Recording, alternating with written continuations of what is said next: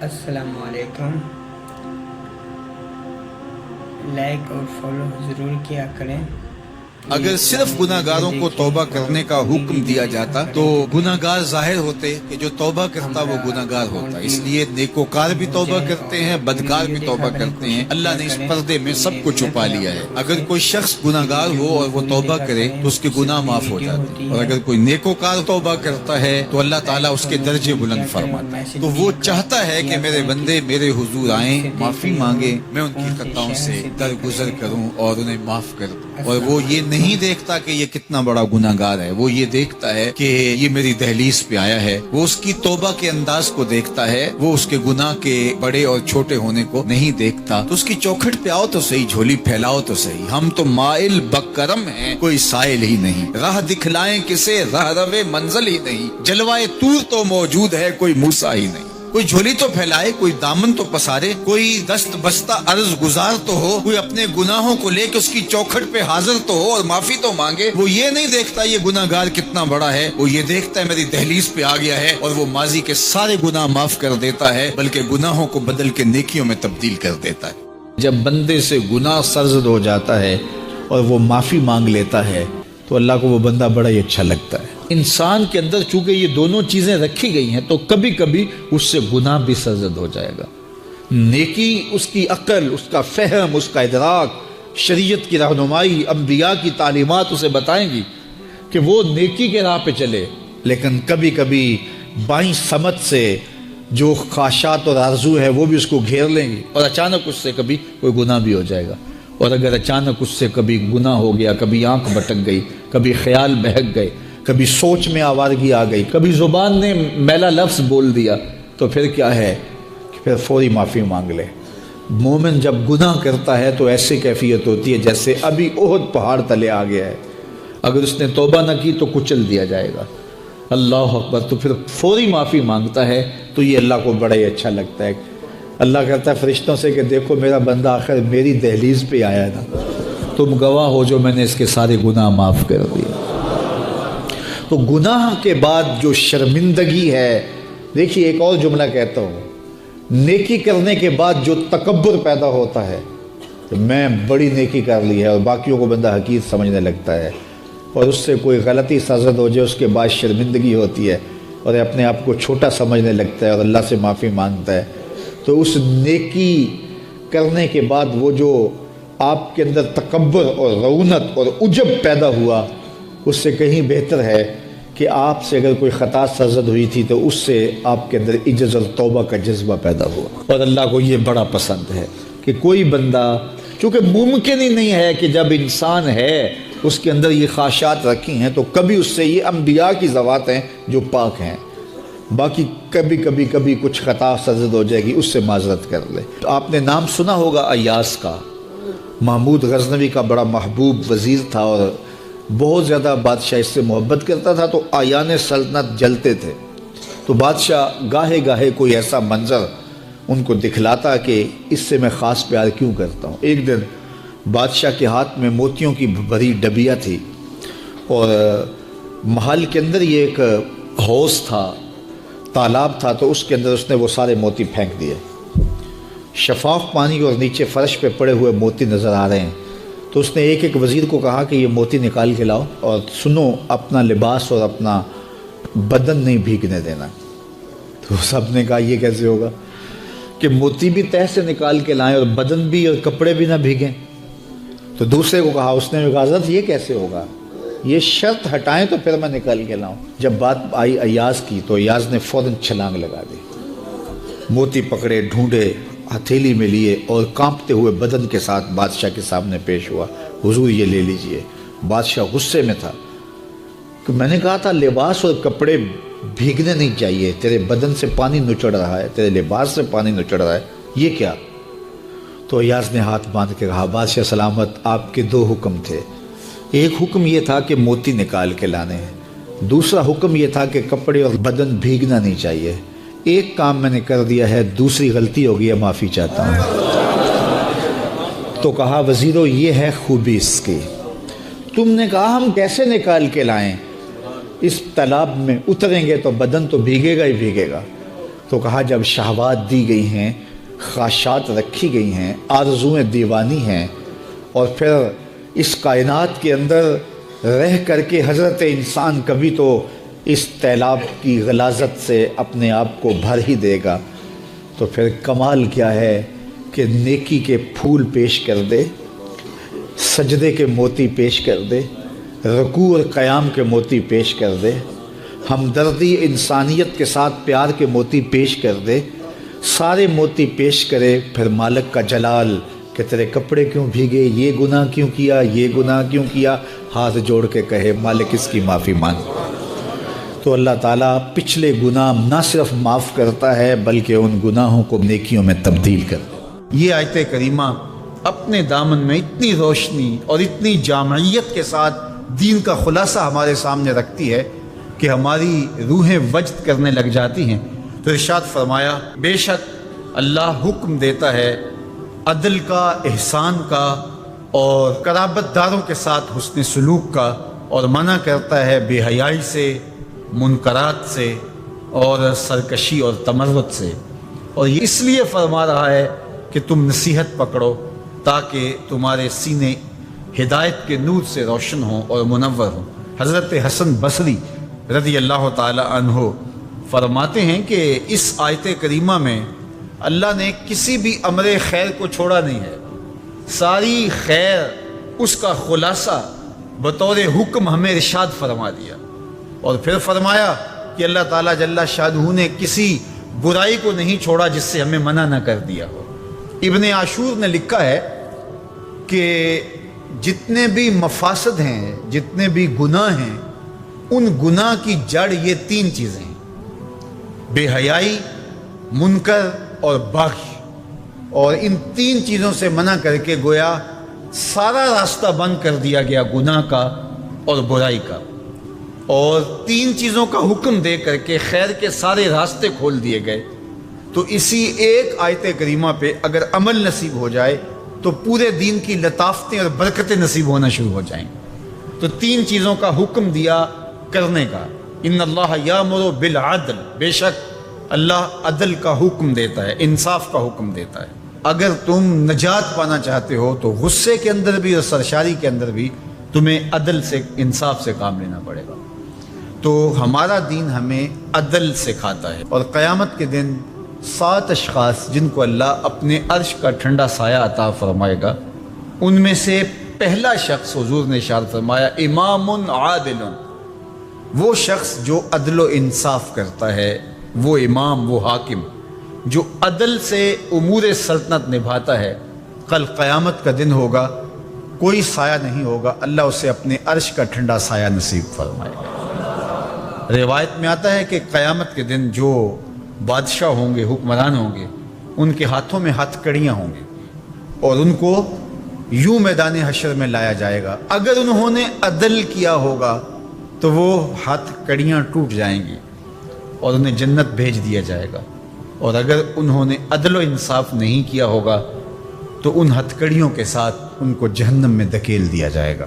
ہمیں عدل کرنے کی تلقین کی گئی، ملکوں کے اندر طمانینت، سکون اور قرار عدل کے ذریعے سے آتا ہے۔ ایک عربی کا مقولہ ہے الملک یدوم بالکفر ولا یدوم بالظلم، ملک کفر کے ساتھ تو قائم رہ سکتے ہیں لیکن ظلم کے ساتھ قائم نہیں رہ سکتے۔ علماء نے عدل کے حوالے سے یہ بات بھی لکھی ہے کہ اس کا مطلب اللہ نے ہمارے اوپر جو بھی فریضہ عائد کیا ہے اس کو پورا کرنا یہ عدل کہلاتا ہے، لوگوں کی امانات کو ادا کرنا یہ عدل کہلاتا ہے، ظلم کو ترک کرنا اور انصاف کا بول بالا یہ عدل کہلاتا ہے۔ اس عدل سے مراد صاحب حق کو حق دینا ہے، جس کا جو حق ہے اس کو دینا یہ عدل کہلاتا ہے۔ اللہ جو ہمیں عدل کا حکم دیتا ہے اس کا مطلب ہے ہمارے ذمے جس کا حق ہے، ہمارے باپ کا ہے، ہماری اولاد کا ہے، ہماری ازواج کا ہے، ہمارے اہل خانہ کا ہے، ہمارے ہمسایوں کا ہے، دوستوں کا ہے، جس کا بھی حق ہمارے ذمے ہے،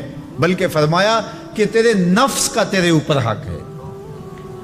حدیث طویل ہے کہ حضور علیہ الصلوۃ والسلام نے فرمایا ان لربک علیک حقا، تیرے رب کا تیرے اوپر حق ہے، ولنفسک علیک حقا، اور تیرے نفس کا تیرے اوپر حق ہے، وَلِأَهْلِكَ عَلَيْكَ حَقًّا، اور تیرے اہل کا تیرے اوپر حق ہے. اور ایک حدیث کے لفظ ہیں وَلِزَوْجِكَ عَلَيْكَ حَقًّا، اور تیری بیوی کا تیرے اوپر حق ہے. فَآتِ كُلَّ ذِي حَقٍّ حَقًّا، ہر صاحب حق کو تو نے حق ادا کرنا ہوگا. تو جس کا ہمارے ذمے حق ہے، جب ہم وہ ادا کرنے لگ جائیں گے تو یہ عدل قائم ہوگا، اور عدل قائم ہوگا تو معاشرہ پرسکون ہو جائے گا. اللہ فرماتا ہے وہ وقت کب آئے گا جب قرآن تمہاری زندگی میں اتر آئے گا. وہ وقت کب آئے گا جب اللہ کا ذکر تمہاری زندگی میں اتر آئے گا. زندگی تو جا رہی ہے، جوانی آئی، بڑھاپا آیا، لیل و نہار نے وقت بدلے، چرخ نے اپنے تیور تبدیل کیے، حکومتیں تبدیل ہوئی، زمانے تبدیل ہوئے، تو جہاں کھڑا تھا وہیں کھڑا رہا. 40 سال عمر عزیزت گزشت، مزاج تو از حال طفلی نہ گشت. سادی کہتے ہیں 40 سال عمر گئے لیکن تیرا بچپنا نہیں گیا. اور رومی کہتے ہیں داڑھی تیرے بعد آئی اور سفید ہو گئی اور تو کالے کا کالا ہی رہا. تیرے اندر نور نہیں آیا، تیرے اندر روشنی نہیں آئی، یہ تیرے بعد آئی اور پھر سفید بھی ہو گئی لیکن تو ابھی تک کالے کا کالا ہے. رب کہتا ہے وہ وقت کب آئے گا تمہارے سینے میں قرآن اترے، وہ وقت کب آئے گا ذکر سے تمہارے دل میں ارتعاش پیدا ہو، جب تم رب کا نام لو تمہاری آنکھیں آنسوں کا خراج دینے لگے. وہ وقت کب آئے گا جو ہی قرآن کھلے چھم چھم تمہاری آنکھیں برسنے لگے. علم یعنی للذین آمنوا، وہ وقت کب آئے گا اہل ایمان کے لیے، ان تخشع قلوبہم لذکر اللہ وما نزل من الحق. اللہ اکبر. اللہ ہمیں وہ آج دن نصیب کر دے کہ قرآن سے یوں جڑ جائیں کہ قرآن کو پڑھیں، قرآن کے حرفوں سے نور پھوٹتا ہوا، درد پھوٹتا ہوا ہماری روحوں میں اترنے لگے، ہمارے قلوب میں اترنے لگے اور ہماری آنکھیں آنسوں کا خراج دینے لگے. اب میں اور آپ دیکھیں ہماری زندگی قرآن کے ساتھ، اللہ کے ذکر کے ساتھ، اس کی یاد کے ساتھ کہاں تک جڑی ہوئی ہے. ہماری زندگی میں کہے کتنے ہیں، تفکرات کتنے ہیں، ہماری زندگی میں ٹھٹھے اور مذاق کتنے ہیں، اور عبرت حاصل کرنے کے مواقع ہماری زندگی کے اندر کتنے ہیں. پھر ارشاد میں اعلموا، جان لو، انما الحیات الدنیا لعب ولہو وزینۃ وتفاخر بینکم. یہ دنیا ہے کیا جس کے پیچھے تم نے سب کچھ برباد کر دیا. سب سے قیمتی اثاثہ تو دل تھا، اس دل کو بھی دنیا کے لیے وار دیا. یہ دل تو رب نے اپنے لیے بنایا تھا. اے دل، حجرہ رب سچے تھا، یہ اس سچے رب کا حجرہ تھا. قلوب المومن عرش اللہ، مومن کا دل تو اللہ کا عرش تھا، لیکن اس عرش پہ بھی غیروں کو بٹھا لیا تو نے. جو تخت اس کا تھا، جس تخت پہ اس کی تجلیات کا نزول جلال ہونا تھا، اس دل پہ درہم و دینار اور ڈالر اور پاؤنڈ اس دل کے اوپر بٹھا لیے، یہ دل کے اوپر بٹھا لیے. یہ دل تو حجرہ رب سچے کا تھا، تو نے اس دل کو بھی اجاڑ دیا. تو یہ دنیا جس کے لیے تو نے سب کچھ کیا ہے کیا. اعلموا، جانو، انما الحیات الدنیا لعب ولہو وزینۃ وتفاخر بینکم. یہ دنیا کھیل کود ہے، آرائش ہے، اور ایک دوسرے کے اوپر تفاخر کرنا ہے. وتکاثر فی الاموال والاولاد، فخر جتلانا، میرے بیٹے اتنے ہیں، ماشاءاللہ بڑے بڑے افسر لگے ہوئے ہیں، میرے پاس دولت اتنی ہے، میرے اتنے بنگلے ہیں، اتنا بینک بیلنس ہے، اتنے مربے، اتنی جائیدادیں. انسان ساری زندگی یہی کرتا رہتا ہے. وما الحیات الدنیا الا متاع الغرور. اور جو دنیا کا ساز و سامان ہے سوائے دھوکے کے سامان کے اور کچھ نہیں ہے. دنیا کے لیے تو دوڑ لگاتے ہو، باہمی رقابت بھی ہوتی ہے، ایک دوسرے سے آگے بڑھنے کی کوشش بھی ہوتی ہے. اللہ فرماتا ہے آؤ مسابقت کرو، آگے بڑھنے کی کوشش کرو. الا مغفرتن، مغفرت کی طرف، میرے ربکم، جو تمہارے رب کی طرف ہے. وجنتن ارضھا کعرض السماء والارض، اس جنت کی طرف آگے بڑھنے کی کوشش کرو جس کی چوڑائی زمین و آسمانوں کے برابر ہے. زمین و آسمانوں کو پھیلا دیا جائے تو یہ جنت کی چوڑائی بنتی ہے، جس کی چوڑائی اتنی ہے اس کی لمبائی کتنی ہوگی. تو فرمایا اس دنیا کے لیے تو بھاگتے ہو جو ختم ہو جانے والی ہے، آؤ بھاگو اس جنت کی طرف جس کی چوڑائی زمین و آسمان کے برابر ہے. اعدت للذین آمنوا باللہ ورسولہ، یہ اہل ایمان کے لیے تیار کی جا چکی.